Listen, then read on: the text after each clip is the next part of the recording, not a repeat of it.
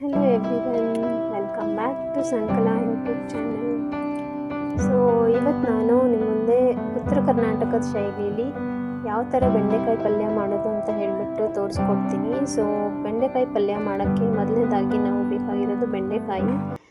ಇಲ್ಲಿ ನೋಡ್ತಾ ಇರ್ಬೋದು, ನಾನು ಎಳೆಯದಾಗಿರೋಂಥ ಬೆಂಡೆಕಾಯಿನ ಚೆನ್ನಾಗಿ ವಾಶ್ ಮಾಡ್ಕೊಂಡ್ಬಿಟ್ಟು ತೊಗೊಂಡಿದ್ದೀನಿ. 1/4 kg ಆಗೋಷ್ಟು ಬೆಂಡೆಕಾಯಿ, ಅದನ್ನ ಚಿಕ್ಕ ಚಿಕ್ಕದಾಗಿ ಕಟ್ ಮಾಡ್ಕೊಂಡಿದ್ದೀನಿ. ಬೆಂಡೆಕಾಯಿ ತುಂಬ ಎಳೆದಾಗಿದ್ದರೆ ಪಲ್ಯ ಚೆನ್ನಾಗಾಗುತ್ತೆ. ಇಲ್ಲಿ ನೋಡ್ತಾ ಇರ್ಬೋದು, ಎಳೆದಾದಂಥ ಬೆಂಡೆಕಾಯಿನ ನಾನು ಒಂದೇ ಸಮನಾಗಿ ಕಟ್ ಮಾಡ್ಕೊಂಡಿದ್ದೀನಿ. ಬೆಂಡೆಕಾಯಿ ಮತ್ತು ಇದು ಒಗ್ಗರಣೆಗೆ ಅಂತ ಹೇಳ್ಬಿಟ್ಟು ಚಿಕ್ಕ ಚಿಕ್ಕದಾಗಿ ಹೆಚ್ಚಿಟ್ಕೊಂಡಿರೋಂಥ ಈರುಳ್ಳಿ, ಟೊಮ್ಯಾಟೊ ಒಂದು ಮೀಡಿಯಮ್ ಸೈಜು, ಕರಿಬೇವಿನ ಎಲೆ ಮತ್ತು ಕೊತ್ತಂಬರಿ ಸೊಪ್ಪು. ಇಷ್ಟು ಐಟಮ್ಸಿಂದ ನಾವು ಇವತ್ತು ಬೆಂಡೆಕಾಯಿ ಪಲ್ಯನ ಮಾಡೋದು ಯಾವ ಥರ ಅಂತ ಹೇಳ್ಬಿಟ್ಟು ತೋರಿಸ್ಕೊಡ್ತೀನಿ. ಮೊದಲನೇದಾಗಿ ಸ್ಟವ್ ಆನ್ ಮಾಡಿಬಿಟ್ಟು ನಾನು ಒಂದು ಕಡಾಯಿನ ಇಟ್ಟಿದ್ದೀನಿ. ಆ ಕಡಾಯಿಗೆ ಕಟ್ ಮಾಡಿಟ್ಕೊಂಡಿರೋಂತಹ ಬೆಂಡೆಕಾಯಿನ ಹಾಕ್ಕೊಳ್ತಾ ಇದ್ದೀನಿ. ಬೆಂಡೆಕಾಯಿ ಪಲ್ಯ ಮಾಡೋಕ್ಕಿಂತ ಮುಂಚೆ ನಾವು ಬೆಂಡೆಕಾಯಿನ ಚೆನ್ನಾಗಿ ಫ್ರೈ ಮಾಡ್ಕೊಳ್ಬೇಕು. ಬಿಕಾಸ್ ಬೆಂಡೆಕಾಯಿ ಒಳಗಡೆ ತುಂಬ ಲೋಳೆ ಆದಂತಹ ಒಂದು ಅಂಶ ಇರುತ್ತೆ. ಅದನ್ನ ಚೆನ್ನಾಗಿ ಹೋಗೋ ಥರ ನಾವು ಮೀಡಿಯಮ್ ಫ್ಲೇಮಲ್ಲಿ ಇಟ್ಬಿಟ್ಟು ಬೆಂಡೆಕಾಯಿನ ಫ್ರೈ ಮಾಡ್ಕೊಳ್ಬೇಕು. ಈ ಬೆಂಡೆಕಾಯಿಗೆ ಒಂದು ಸ್ವಲ್ಪ ಎಣ್ಣೆ ಹಾಕಿಬಿಟ್ಟು ಚೆನ್ನಾಗಿ ಹುರ್ಕೊಳ್ಬೇಕು. ನೋಡ್ತಾ ಇದ್ದೀರಲ್ವ ಯಾವ ಥರ ಬೆಂಡೆಕಾಯಿ ಫ್ರೈ ಆಗ್ತಾಯಿದೆ ಅಂತ ಹೇಳಿಬಿಟ್ಟು. ತುಂಬ ಜಾಸ್ತಿ ಉರಿ ಇಟ್ಟರೂ ಬೆಂಡೆಕಾಯಿ ಸೀದೋಗ್ಬಿಡುತ್ತೆ. ಅದಕ್ಕೆ ನಾವು ಮೀಡಿಯಮ್ ಫ್ಲೇಮಲ್ಲಿ ಇಟ್ಬಿಟ್ಟು ಒಂದು ಸ್ವಲ್ಪ ಎಣ್ಣೆ ಹಾಕ್ಕೊಂಡ್ಬಿಟ್ಟು ಚೆನ್ನಾಗಿ ಅದರಲ್ಲಿರೋ ನೀರಿನ ಅಂಶ ಎಲ್ಲ ಹೋಗೋ ಥರ ನಾವು ಚೆನ್ನಾಗಿ ಫ್ರೈ ಮಾಡ್ಕೊಳ್ಬೇಕು. ಇವಾಗ ಬೆಂಡೆಕಾಯಿ ಚೆನ್ನಾಗಿ ಫ್ರೈ ಆಗಿದೆ, ಅದನ್ನು ಒಗ್ಗರಣೆ ಹಾಕ್ಕೊಳ್ಳೋಣ. ಒಗ್ಗರಣೆ ಹಾಕ್ಕೊಳ್ಳೋಕ್ಕೆ ನಾನು ಒಂದು ಬಾಣಲಿನ ಇಟ್ಕೊಂಡಿದ್ದೀನಿ. ಒಗ್ಗರಣೆ ಹಾಕ್ಕೊಳ್ಳೋಕ್ಕೆ ಬಾಣಲಿನ ಇಟ್ಕೊಂಡಿದ್ದೀನಿ. ಅದು ಬಾಣಲಿ ಕಾದ ನಂತರ ಅದಕ್ಕೆ ಒಂದು ಸ್ವಲ್ಪ ಎಣ್ಣೆನ ಹಾಕ್ಕೊಳ್ತಾ ಇದ್ದೀನಿ. ನೀವು ಎಣ್ಣೆನ ನೋಡಿಬಿಟ್ಟು ಹಾಕ್ಕೊಳ್ಳಿ. ಬಿಕಾಸ್ ಬೆಂಡೆಕಾಯಿ ಹುರ್ಕೊಳ್ಬೇಕಾದ್ರೆ ಸ್ವಲ್ಪ ಎಣ್ಣೆ ಹಾಕಿರ್ತೀವಲ್ವ, ಅದ್ರದ್ದು ಅಳತೆ ನೋಡ್ಕೊಂಡ್ಬಿಟ್ಟು ಎಣ್ಣೆನ ಹಾಕ್ಕೊಳ್ಬೇಕು.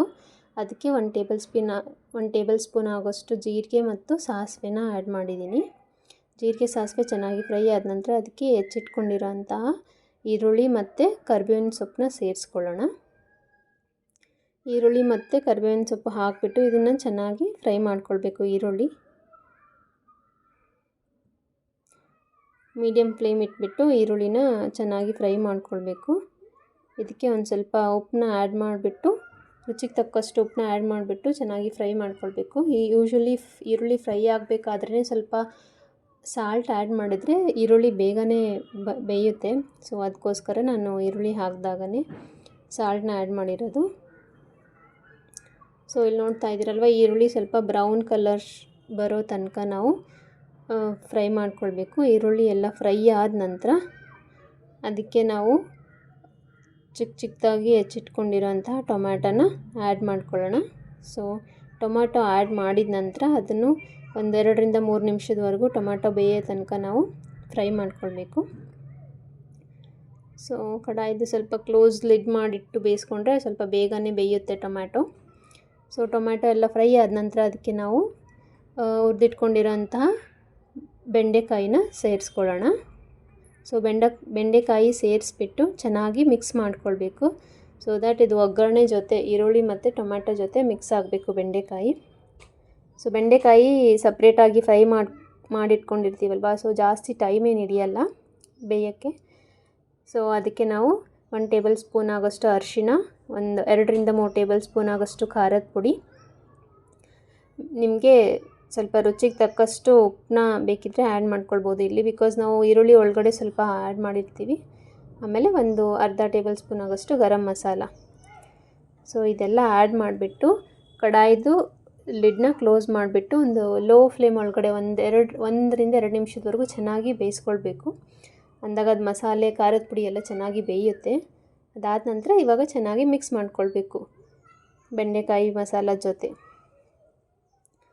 ಇವಾಗ ಮಸಾಲೆ ಎಲ್ಲ ಚೆನ್ನಾಗಿ ಬೆರೆತಿದೆ.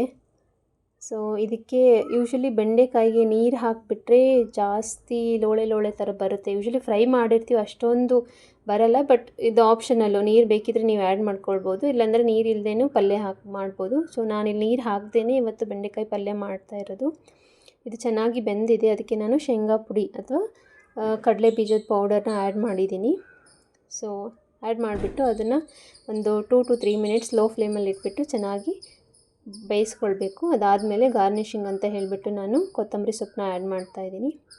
ಸೊ ಇದೆಲ್ಲ ಹಾಕಿಬಿಟ್ಟು ಚೆನ್ನಾಗಿ ಮಿಕ್ಸ್ ಮಾಡ್ಕೊಳ್ಬೇಕು. ಸೊ ಮಿಕ್ಸ್ ಮಾಡಿಕೊಂಡ್ರೆ ಬೆಂಡೆಕಾಯಿ ಪಲ್ಯ ರೆಡಿ ಟು ಸರ್ವ್. ಸೊ ಈ ಬೆಂಡೆಕಾಯಿ ಪಲ್ಯನ ನೀವು ಜೋಳದ ರೊಟ್ಟಿ ಚಪಾತಿ ಜೊತೆನೂ ತಿನ್ಬೋದು. ಬಟ್ ನಾನಿವತ್ತು ಜೋಳದ ರೊಟ್ಟಿ ಜೊತೆ ಬೆಂಡೆಕಾಯಿ ಪಲ್ಯ ಮಾಡಿದ್ದೀನಿ. ಸೊ ಇದ್ರ ಜೊತೆ ಮೊಸರು ಆ್ಯಡ್ ಮಾಡಿದ್ರೆ ಇನ್ನೂ ಚೆನ್ನಾಗಿರುತ್ತೆ ಟೇಸ್ಟು.